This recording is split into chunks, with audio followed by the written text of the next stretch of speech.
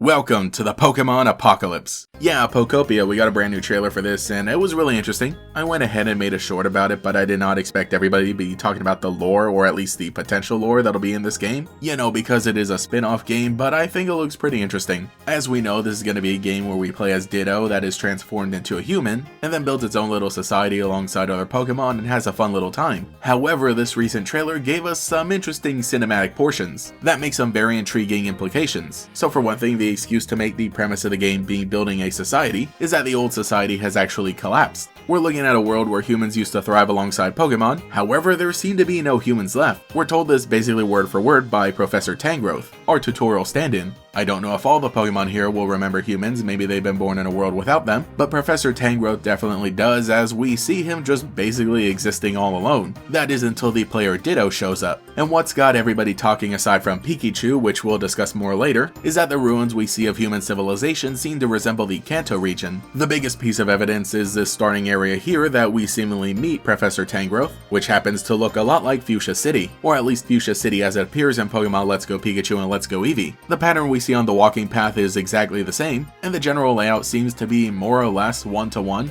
Notice how the Pokemon Center is right here in roughly the middle next to a ledge on the right, and then there's also the area in the back with all the fences, and the space on the left has some flooring and a punching bag that resembles a gym. And really I do want to establish that this is a spin-off game, and while it is going to definitely reference Pokemon in some sense, especially Generation 1, for the most part I think it's going to stand on its own and these are more like fun references, but for now it is really fun to think of a Pokemon world where everything just went terribly. Along with a few other references, it seems like, yeah, okay, we are in the Kanto region. But what version of Kanto? At the very beginning, when Ditto sees a picture in the Pokedex, that Pokedex is actually the model that we see from the original Red and Blue. However, a lot of the setting, like I said, the tiles in the city, resemble those of Pokemon Let's Go. And also when we get a glimpse of the Pokemon Center, it is exactly the one that is in Let's Go as well. But Pokemon Let's Go had its own Pokedex that looked like a tablet. So they might just be taking things from various versions of Kanto and mixing them all together. But it isn't really that simple, there are a few minor differences. First of all, there seem to be the remnants of a PC right outside the ruins of the Pokemon Center, and that was totally not a thing in Pokemon Let's Go.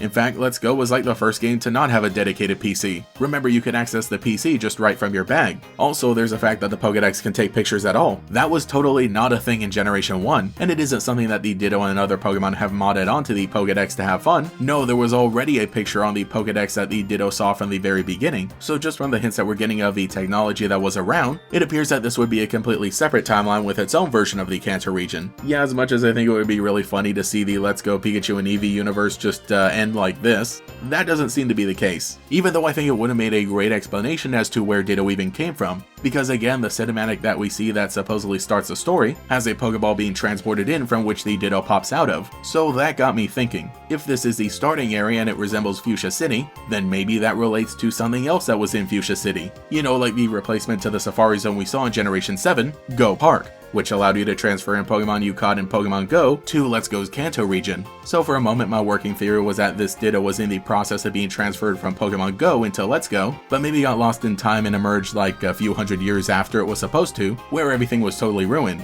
I didn't really get the closest look at the outfit that the trainer is wearing, but to me it sort of resembled like the default Team Valor trainer that we see in so much artwork of Pokemon Go, and to my knowledge we've never really seen an image of what the Pokedex looks like in Pokemon Go. So maybe it was this retro-styled one that also happens to have a camera. But like I said, that was just a theory for a moment, because I'm still not entirely convinced that Pokopia is in the Kanto region one-to-one lifted from Let's Go Pikachu and Eevee. Another really interesting detail is that when Ditto gets transferred in, the Pokeball falls down and it starts to shake, but Ditto pops out of it. I guess maybe meaning that it was wild and was attempted to be caught but then got out, though then why would it look at a picture of a trainer alongside a Ditto, which is implied to be itself? Wait, actually that's right, when you do the Go Park you have to recatch the Pokemon that you transfer in, so maybe it still works? Other than that, one of the times that we've seen something similar was with the quote time machine in Pokemon Scarlet and Violet. We see that Pokeballs are sent out to capture Pokemon and then they're brought back, and when they come out of the time machine they're still shaking before the Pokemon is officially caught. But as we know, that time machine doesn't work anymore and the only people who had access to it used Master Balls anyway.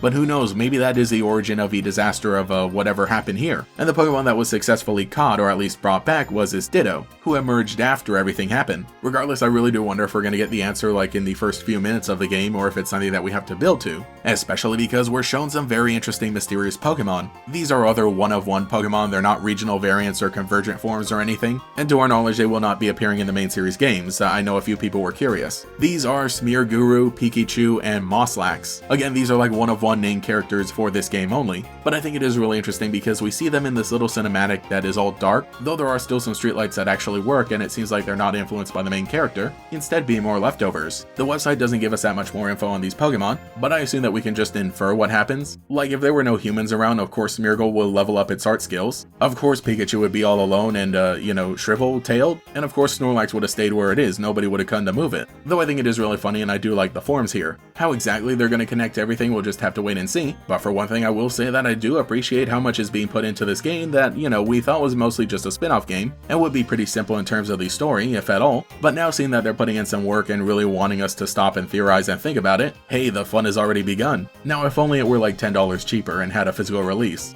One more thing I probably should have mentioned earlier, but even though it does feel very Minecraft-like with all the cubes everywhere, I don't think the maps are going to be too procedurally generated, because again, the starting area that seemingly resembles Fuchsia City is kind of important, and from what we know about Dragon Quest Builders 2, a game made by the same development team, the map basically stays the same from game to game even though you have the freedom to change them. But yeah, very interesting, this game is being done by Koei Tecmo, specifically Omega Force, the development team that does all the Warriors games, as well as, like I said, Dragon Quest Builders 2. But speaking of Koei Tecmo, if you saw the short I made, you would know that their development team Gust makes the Atelier Ryza games, which I was given the whole collection of for free, so thank you Koei Tecmo for the free product. But yeah, it's a fun anime-styled RPG with some really cute character designs. I like the battle system so far, and it's a pretty good time, a fun way to jump into the series. But okay, that's probably like the last I'll talk about it aside from maybe like a dedicated short in the future, because for now Pokemon Pokopia has really got everybody thinking, and I think it's really cool to see, releasing this trailer right after everybody's basically played through Pokemon Legends ZA, and with it releasing not long after Pokemon Day, which by then we'll know what the Generation 10 game is, hopefully, and we'll have finished the DLC for Legends ZA. That means that this is the perfect game for the fanbase to play during spring, building your own islands and having fun with friends, and diving into just a little bit of lore.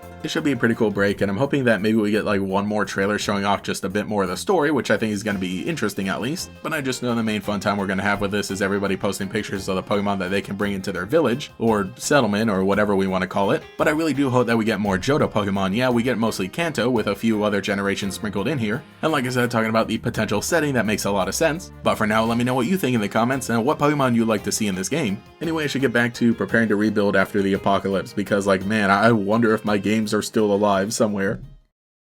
Thank you to every channel member for your continued support, including the Great Gators, Toucan Nia, That's Ven, Alex with Shiny Hunts, TBC Plumbing, Queued Up, Dabuda, Cosmo Zero, Tyler Hopper, Koi Koi 13, Cemetery Hill, Cheese at 62, Gator Kid 509, TF, Mathaclog 947, Taichirai, Phantom, and Quago. If you'd like to support, see your name here, get access to emotes for comments, live streams, sometimes early videos, a members Discord, and our monthly podcast, you can become a channel member today. You can also follow me on Twitter and Blue Sky as well for more memes. Anyway, this is GatorX, and I will catch you all later.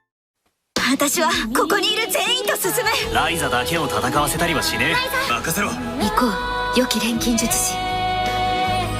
この夏をきっと何度も思い出す。ライザのアトリエ3。Koei Tecmo